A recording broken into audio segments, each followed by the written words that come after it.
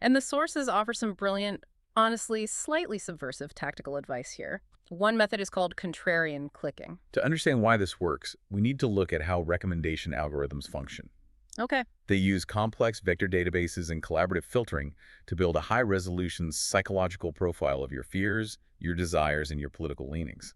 They predict what will keep you engaged based on your past behavior. So if you want to outsmart the algorithm, you deliberately click on random, neutral, or completely unrelated content. Like if your feed is full of economic doom, search for and watch an entire video about traditional Japanese woodworking or, I don't know, the migration patterns of whales. Exactly. You inject chaotic, neutral data into your behavioral profile. You confuse the pattern recognition software, which breaks its ability to serve you highly targeted, hyper-engaging fear content. I love the idea of digitally rebelling just by watching a guy build a canoe for 20 minutes. It's surprisingly effective. You are actively polluting your own algorithmic profile to protect your peace. Now, another crucial strategy is implementing an information diet and muting keywords. Yes, very important. This isn't about dropping off the grid and living in the woods. It's about active curation. You go into your app settings and physically block the trigger words you identified in your daily audit. You can mute phrases like AI replacing jobs, recession, or housing crash. Alongside algorithmic curation, you must establish temporal and physical boundaries by creating tech-free zones. Right. This is a non-negotiable step for recovery. The most critical zone is the bedroom. No phones in the bedroom. At all. But everyone uses their phone as an alarm clock. I mean, I do. Which is exactly the trap. You buy a basic $10 digital alarm clock. The phone shouldn't be the last glowing thing you stare at before sleep, wiring your brain for vigilance. And it absolutely should not be the first thing you reach for in the morning, immediately stacking triggers before you've even stretched. Yeah, that makes so much sense. If we connect this to the bigger picture, drawing these boundaries means you aren't just changing a personal habit. You are actively boycotting an exploitative economy. Wow. Every hour you spend present with your family, every hour you spend reading a physical book, or sleeping soundly without a screen illuminating your face is an hour that the attention economy cannot monetize. You are systematically defunding the machine that is making you sick. That reframing is so empowering. It positions self-care not just as some fluffy wellness trend, but as an act of genuine economic rebellion. It really is. But while fighting the algorithms is crucial for the long game, we know the listener's body is still currently flooded with cortisol. We need immediate physical interventions to lower the day-to-day stress baseline. Which brings us to 3 simple, highly actionable habits you can deploy to lower that physiological baseline. Okay, maybe. Number 1, building on our tech-free zone discussion, fix your sleep. It is the absolute biological foundation. This involves the circadian rhythm, right? Yes, your circadian rhythm dictates the release of hormones throughout the day. Melatonin rises in the evening to induce sleep, and cortisol naturally spikes in the morning to wake you up. Okay. When you stare at blue light from a screen late at night, reading stressful content, you suppress melatonin and artificially elevate cortisol. So you're basically fighting your own body. Exactly. Sleep is the only time your body actively flushes out accumulated stress hormones and repairs cellular damage. If you do not protect your sleep, your allostatic load physically cannot decrease. The bedroom must become a sanctuary for rest, not a command center for consuming news. Habit number 2 is a tool for emotional regulation. It's called the HALT. A great tool. Before you mindlessly start doom scrolling, or before you snap at a coworker or your partner, you pause and ask yourself a diagnostic question.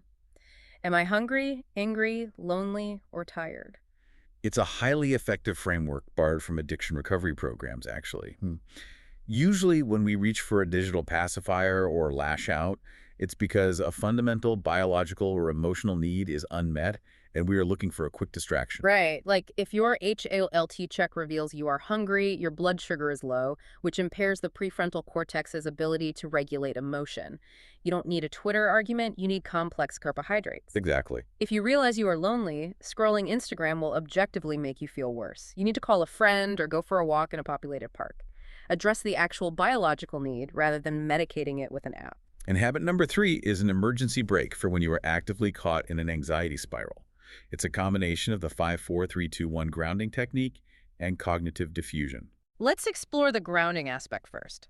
How does engaging the senses actually stop panic? So when a panic attack or an anxiety spiral hits, your amygdala, the brain's threat detection center, hijacks your nervous system.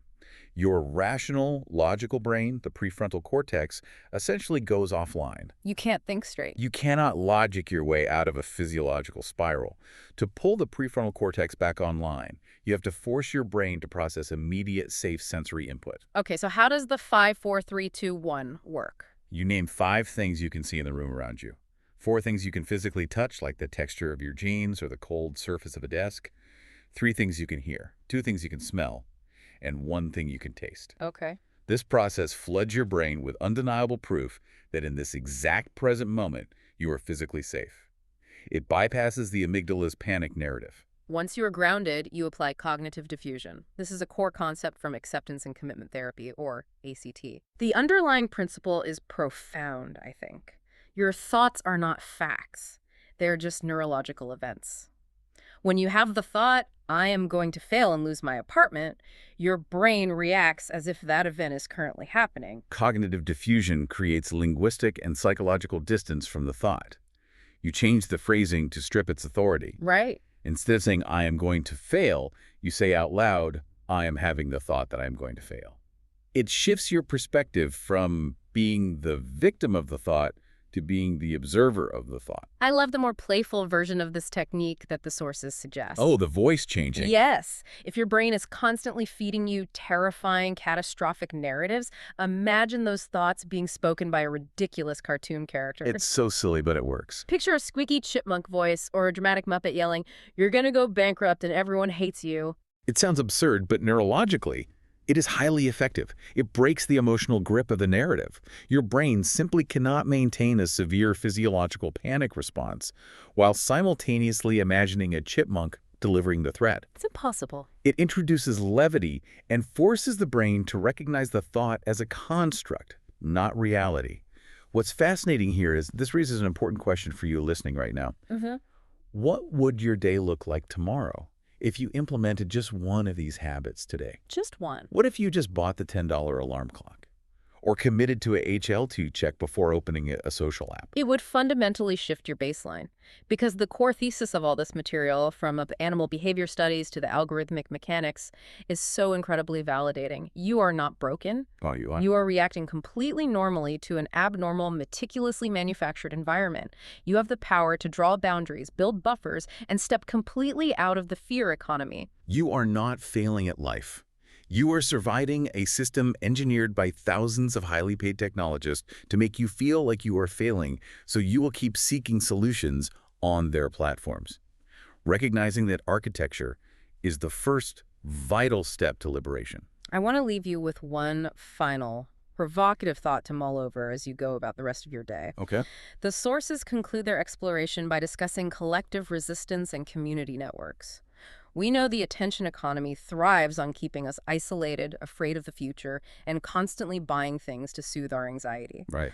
But what if true sovereignty starts with something incredibly small? Like knocking on your neighbor's door to borrow a power drill instead of automatically clicking buy now on Amazon with next day delivery? Oh, that's brilliant. Think about that interaction. No algorithm tracks it. No platform monetizes the exchange. No targeted ads follow you around the internet for a week trying to sell you drill bits. Yeah. You just connected with a real human being, fulfilled a tangible need, and bypassed the fear economy entirely. What if fighting back, repairing the social fabric, and healing your own nervous system just starts with trusting the person living next door? The most radical thing you can do in an economy designed to profit from your isolation is to actively choose connection. Thank you so much for joining us on this deep dive today. We hope this exploration gave you some clarity on the invisible forces shaping your day and provided some real practical tools to help you reclaim your focus. Stay curious, stay grounded, and remember to protect your attention.